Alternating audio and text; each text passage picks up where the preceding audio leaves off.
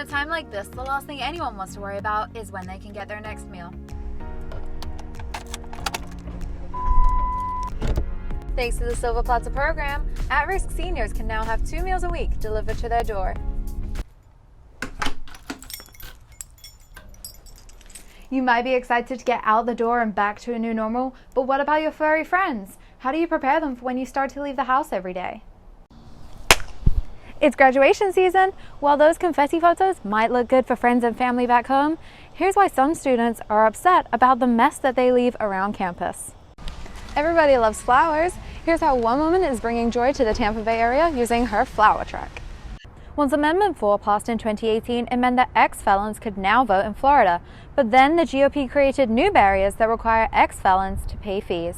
In Florida, over 500,000 young people have already voted. That's hundreds of thousands more than in the previous election. After walking down this street alone, I must have passed a dozen restaurants celebrating cultures from around the world. The deadline to register and update your voter information is 11:59 tonight. You can register online at your County Supervisor of Elections office website. The Tampa Bay Lightning are on the verge of advancing to their first Stanley Cup playoffs since 2015. Know a graduating senior?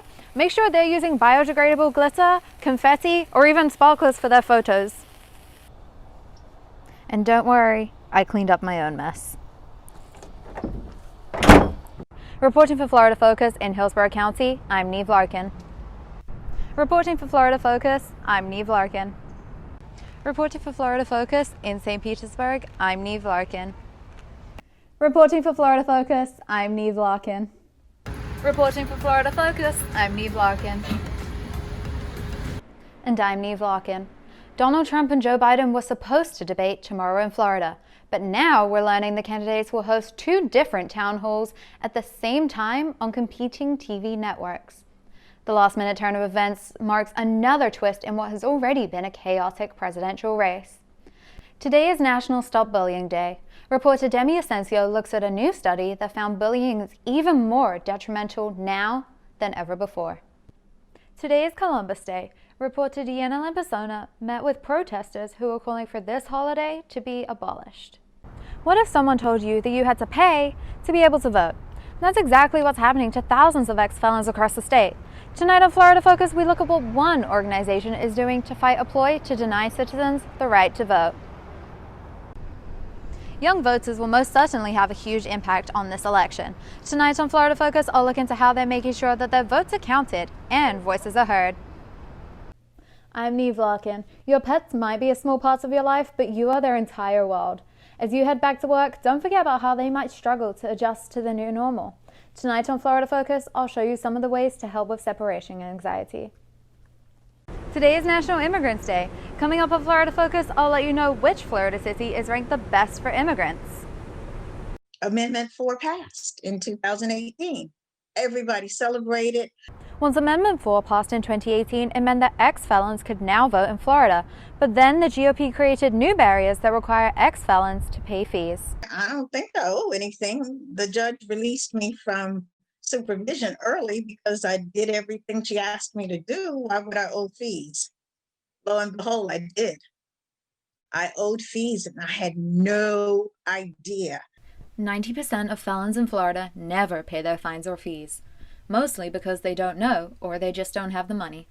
So the Hillsborough Clerk of Circuit Court teamed up with the Florida Rights Restoration Coalition to pay off $2.5 million in fines. FRRC came in and paid off my fines. Thanks to this partnership, 1,768 people in Hillsborough County are now eligible voters. Those people who are now re-engaged in the voting process, we are more catalyst for others around us, pushing them, hey, you've had this right to vote all along. You need to exercise it. Judge hopes people who cast their votes tomorrow understand their responsibility to vote for people in the community who don't have the same opportunities.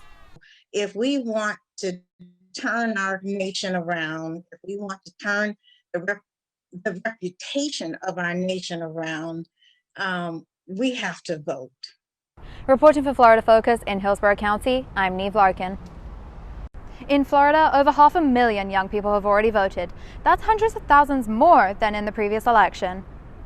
Many blame the results of the 2016 election on low young voter turnout. Morgan Perez just voted for the first time here in Florida. The young vote is super important this year.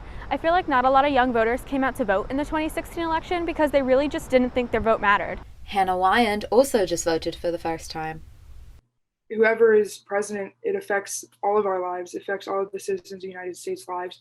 And so I think that, being an active member of society and voicing your opinion, your vote can help you in the long run. While young voters are turning out in record numbers, their ballots are also being flagged 4 times as often as those 65 years and older. That's according to a new study out of UF that just found election officials have been removing thousands of ballots cast by people under the age of 24. The most common reason is missing or mismatched signatures. Flagged voters have until this Thursday at 5 to correct their signatures or their vote gets tossed. Reporting for Florida Focus, I'm Niamh Larkin.